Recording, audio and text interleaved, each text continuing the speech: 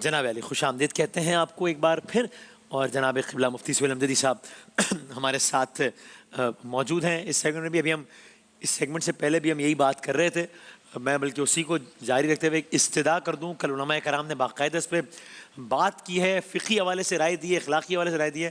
یہ ہاتھ جوڑ کے استدعا ہے. پہلے ہی ملک میں مسائل بہت ہیں، بیماریاں، مہنگائی، پریشانیاں، کراچی میں اسٹریٹ کرائم، یہ سب. ایسے میں اللہ کا واسطہ ہے تھوڑے سے اگر اپنے جذبات یہ پتنگ بازی کے حوالے سے قابو رکھ لیں. ایک عجیب اس وقت پاگل پن دیکھنے میں آ رہا ہے.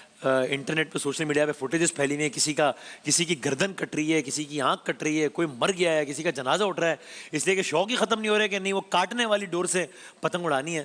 اور اس میں ہم گورنمنٹ کو اس کی ذمہ داری بالکل ہے، ظاہر ہے، لیکن اس میں کچھ میں نے اور آپ نے بھی خیال کرنا ہے کہ بھائی نہیں کرنا ہے کام، نہیں اڑانی ہے اس سے پتنگ یار. تو یہ اللہ کا واسطہ ہے کہ اس پہ ہم خود خیال کریں، اور اگر ہم دیکھیں کوئی کر رہا ہے تو اس کو روکیں. اس پہ کہیے گا یہ عجیب ایک پاگل پن ہے، مطلب یہ کٹا ہوا ہے، کسی کی گردن کٹی ہوئی ہے، مطلب باقی مسائل کم ہے جو ایک نئی مصیبت سر پہ آ گئی ہے. بسم اللہ الرحمن الرحیم، صلی اللہ علیہ وآلہ وصحابہ وبارک وسلم. وسیم بھائی یہ بات کل بھی آپ نے اٹھائی تھی، سارے علماء نے اس پر یک زبان ہو کر کہا تھا، اور آج بھی میں تراویح سے فارغ ہوا ہوں، خلاصے سے فارغ ہوا ہوں، تو مجھے کچھ نمازیوں نے بتایا کہ کہیں کراچی میں ہی آج پھر یہ واقعہ ہوا ہے. اب یقین کریں عام دن نہیں ہے، ماہ رمضان ہے، ماہ رمضان میں روزہ رکھ کر آپ یہ حرکتیں کر رہے ہیں، مطلب تھوڑی سی شرم حیا ہونی چاہیے. دوسرا یہ ہے کہ دیکھیں میں نے کل واضح انداز میں کہا کہ مسلمان وہ ہے، یہ حدیث پاک ہے کہ جس کی زبان، آنکھ اور ہاتھ سے کسی مسلمان کو تکلیف نہ پہنچے، مسلمان وہ ہے.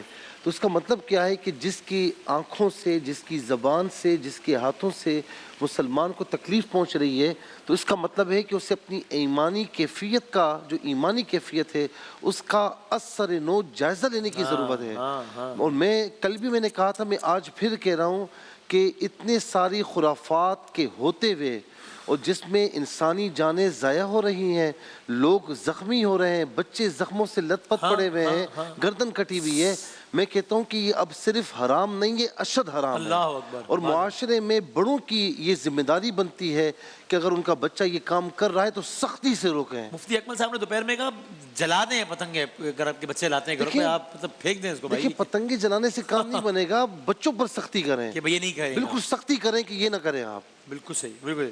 اس میں مزید بھی بات کریں گے، اور آپ لوگوں سے بھی استدعا ہے کہ خدا رہا اس حوالے سے دیکھیں اتنی سستی تو نہیں ہونی چاہیے انسانی جان کی پتنگیں مانجے پہ چلی جائے. مطلب میں سوال کی طرف آتا ہوں، وہ بھی ذرا محدود ہے. وہ کہتے ہیں سیالکوٹ میں اسکول ٹیچر ہوں، اسکولوں میں ہی نہیں بلکہ دیگر اداروں میں بھی اخلاقی حالات بہت خراب ہیں.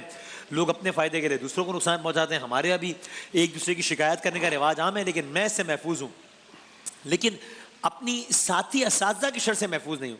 ان کے شر سے بچنے کے لیے مجھے کوئی دعا بتا. اچھا میں اس میں ایک بات اور بھی ایڈ کروں گا. ہم ہر معاملے میں نا گورنمنٹ کو تان و تشنیع کرتے ہیں، ان کی ذمہ داری الگ چیز ہے. یہاں براہ راست ذمہ داری عوام الناس کی. خدا را اپنے معاشرے پر، لوگوں پر رحم کریں اور اس کھیل سے باز آئیں. یہ جو سوریا بی بی نے سیالکوٹ سے پوچھا ہے کہ اسکول ٹیچر ہیں، اچھا اب جو بھی جس ادارے میں ہوتا ہے نا، اور اس کی پروموشن کہیں رکی ہوئی ہوتی ہے یا کچھ اس کے مزاج کے مطابق کام نہیں ملتا، تو آٹومیٹیکلی وسیم بھائی وہ یہ سمجھتے ہیں یا سمجھتی ہیں کہ میرے پیچھے لوگ لگے ہوئے ہیں، میری شکایتیں کر رہے ہیں، اور میرے پیچھے ہر کوئی مجھے آگے بڑھتا دیکھ نہیں سکتا. یہ شک ذہن سے نکالیں، اس کو بالکل سائڈ پر رکھیں. اور میں بار بار یہ کہتا ہوں کہ جب آپ اداروں میں کام کرتے ہیں نا، تو آپ اپنی کام کی وجہ سے کسی کو بات کرنے کا موقع نہ دیں. آپ کا کام اتنا ایکوریٹ ہونا چاہیے کہ کسی کو بات کرنے کی نوبت ہی نہ آئے. آپ کی تعریف کرے کام کی، لیکن کام میں کوئی کیڑے نہ نکالے، یا آپ نے یہ کیا تھا وہ کیا تھا، آپ پر بات نہ آنے پائے. یہ خیال رکھیں. دوسرا یہ کہ اداروں میں یہ بعض اوقات ہوتا بھی ہے کہ ذرا کوئی قابل ٹیچر ہو یا قابل کوئی اسٹاف ہو تو سارے لوگ اس کے پیچھے پڑ جاتے ہیں کہ بھائی ایسا نہ ہو، ایسا نہ ہو، یہ آگے نہ بڑھ جائے، اس کی شکایتیں کرنا، شکوے کرنا. اس کی بنیادی جو وجہ ہے وہ حسد ہے. قرآن فرماتا ہے وَلَا تَتَمَنَّوْا مَا فَضَّلَ اللَّهُ بِهِ بَعْضَكُمْ عَلَىٰ بَعْضٍ. یہ اللہ کا فضل ہے، اللہ کی تقسیم ہے، اس پر خاموش رہیں. اس پر خاموش رہیں۔ دوسری بات یہ ہے کہ حسد جو ہے وہ نیکیوں کو اس طرح کھا جاتا ہے جس طرح آگ لکڑیوں کو کھا جاتی ہے۔ حسد کرنے سے کوئی فائدہ نہیں۔ یہ دعا کریں مولا تو نے اس کو عطا فرمایا، مجھے بھی عطا فرما۔ اور میں یہ دعا جو بتا رہا ہوں، ایک تو نماز کی پابندی کریں، اور نماز کی پابندی کے بعد حضور نبی کریم علیہ السلام نا اکثر یہ دعا پڑھا کرتے تھے اور تعلیم بھی فرمایا کرتے تھے۔ یہ مشکاۃ شریف کی جلد نمبر 1 میں یہ حدیث پاک بطور دعا موجود ہے، اور دعا میری آپ کی نہیں، میرے نبی صلی اللہ علیہ وسلم کی دعا موجود ہے۔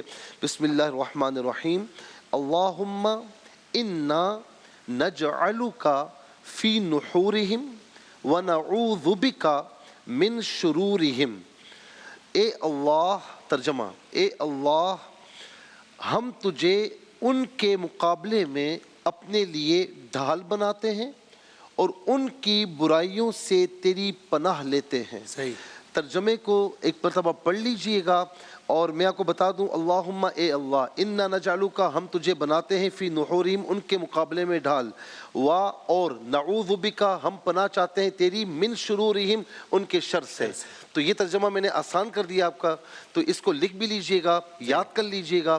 ترجمے کو پیش نظر رکھ کر آپ فجر اور عشاء کے بعد اس کو 11 مرتبہ پڑھیں، جائے نماز پر بیٹھ کر پڑھیں توجہ کے ساتھ، اول آخر 3 بار درود شریف کے ساتھ۔ اللہ رب العالمین آپ کے حاسدین کو، آپ کے دشمنوں کو، جتنے بھی برا چاہنے والے ہیں، ان کی زبانیں انشاءاللہ آپ کے لیے خاموش ہو جائیں گی۔ اور دوسرا یہ ہے کہ ودود، اس کا معنی ہے دوستی کرنے والا، محبت کرنے والا، ود سے ہے محبت، اور ولی دوست، یہ دونوں کو ملا کر پڑھیں۔ یا ودودو یا ولیو، یہ دونوں اللہ تعالیٰ کے صفاتی نام ہیں، یا حرف ندا ہے۔ یا ولیو یا ودودو، اے دوستی کرنے والے، اے دوست تو بھی اپنی مخلوق کو میرے لیے دوست بنا دے، میرے لیے محبت کرنے والا بنا دے۔ اس کو کثرت سے چلتے پھرتے جب بھی آپ فارغ ہوں اس کو پڑھیں، جن کا بھی یہ مسئلہ ہوگا انشاءاللہ حل ہو جائے گا۔ جزاک اللہ، جزاک اللہ، بہت نوازش، بہت شکریہ۔ ہم ایک وقفہ لیتے ہیں، نشریات ہماری جاری ہے، نعتیہ مقابلہ ہے ہمارا اس وقفے کے بعد انشاءاللہ۔